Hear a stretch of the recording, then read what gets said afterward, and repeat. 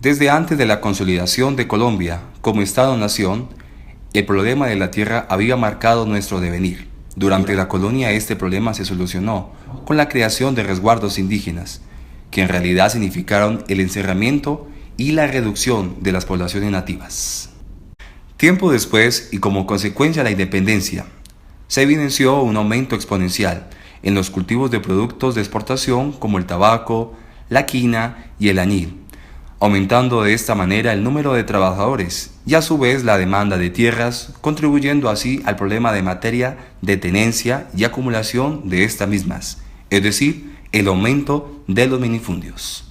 Con el transcurso del tiempo, por medio de la ley se pretendió legalizar la adjudicación de tierras baldías para la producción agraria y de esta misma manera evitar la acumulación de predios. Un claro ejemplo de lo anterior fue la Ley 110 de 1912, por medio de lo cual se redujo la adjudicación individual de 5.000 a 2.500 hectáreas, como asimismo la Ley 200 de 1936, la cual declaraba que la propiedad debía cumplir una función social. La Ley 160 de 1994 nace en el periodo presidencial de César Gaviria. Su orientación estaba determinada sobre el supuesto de que la reforma agraria orientada por el Estado, Ley Primera de 1968, había sido ineficiente en la realización de sus objetivos. Surge en el contexto del narcotráfico, en donde el principal problema hasta entonces era el control y la delimitación del territorio agrícola colombiano. Tenía como objetivos promover el acceso progresivo a la propiedad de tierras de los trabajadores agrarios con el fin de mejorar el ingreso y la calidad de vida de la población campesina. Primero,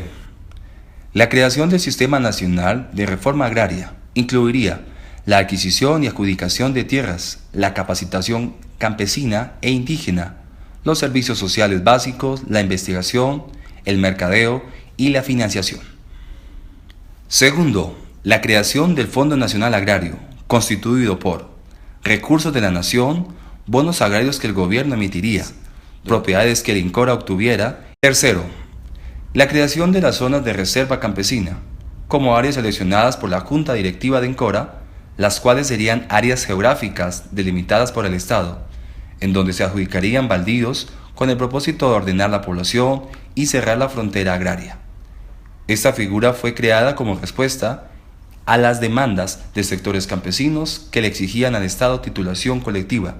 y la protección de sus formas de vida. Cuarto, el establecimiento de subsidios para la compra de tierras, administrados por el INCORA, otorgaría subsidios del 70% y el campesino aportaría 30% en crédito o en recursos propios. Por primera vez, se evidenció una focalización hacia los beneficiarios, con una selección de criterios específica: campesinos sin tierra, mayores de 17 años, madres cabezas de hogar. La Declaración de la Constitución de 1991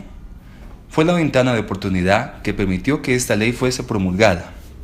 ya que en esta se estipula el deber del Estado de promover el acceso progresivo a la propiedad de tierras de los trabajadores agrarios y a los servicios de educación, salud, vivienda, seguridad social, recreación, crédito, comunicaciones, comercialización de los productos y asistencia técnica y empresarial. La Constitución de 91 también permitió la participación de nuevos actores, como en este caso lo fueron las comunidades indígenas y los representantes políticos a favor de la ley. Es por esto y en consecuencia de la coyuntura por la cual atravesaba Colombia en materia de diálogos de paz entre el gobierno y las FARC, que nace la Ley de Víctimas y Restitución de Tierras, por lo cual se dictan medidas de atención, asistencia y reparación integral a las víctimas del conflicto armado interno. La Ley 1448 del 2011 tiene como objetivo establecer un conjunto de medidas judiciales, administrativas, sociales y económicas en beneficio de las víctimas del conflicto armado,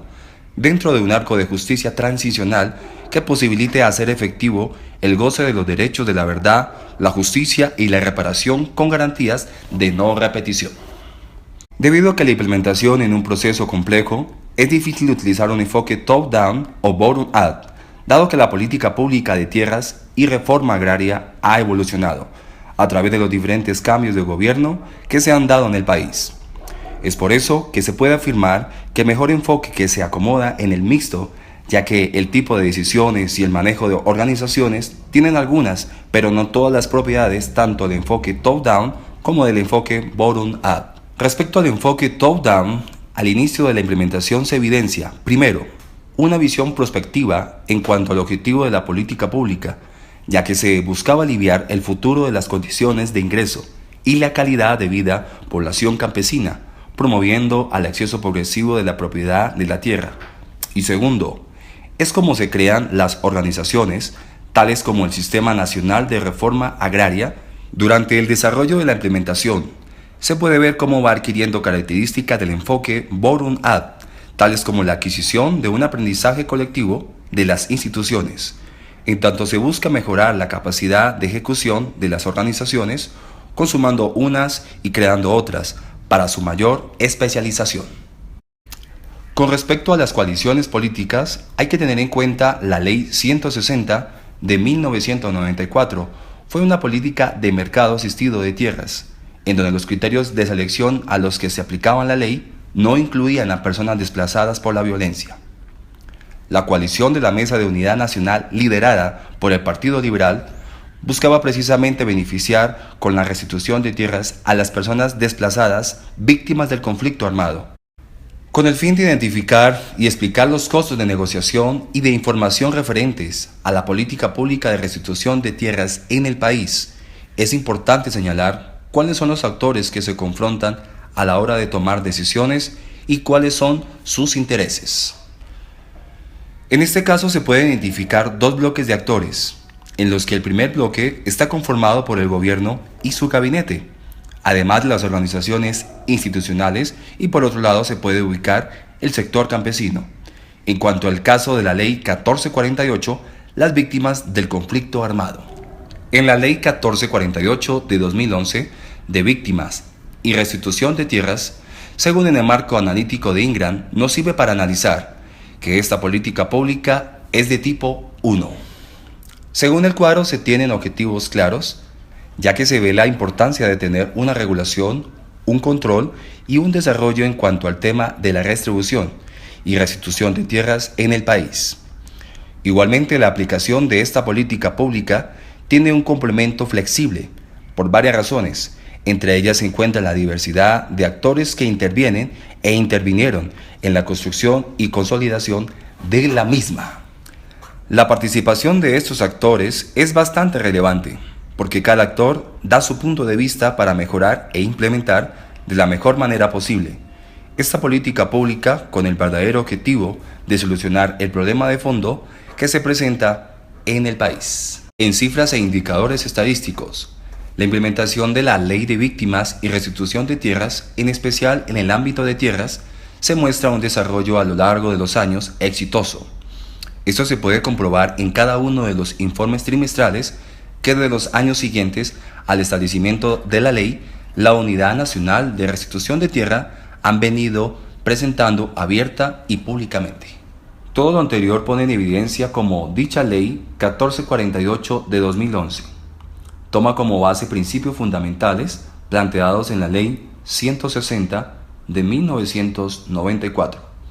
con respecto a los mecanismos por medio de los cuales se van a ejecutar los diferentes programas para una equitativa redistribución de tierras en el país. Lo que cabe resaltar es que a diferencia de la Ley de Formulación 160 de 1994, la Ley de Implementación 1448 de 2011 se refiere y tiene como objetivo la restitución de una serie de derechos fundamentales a las víctimas del conflicto armado. Es decir, a diferencia de la Ley de Formulación,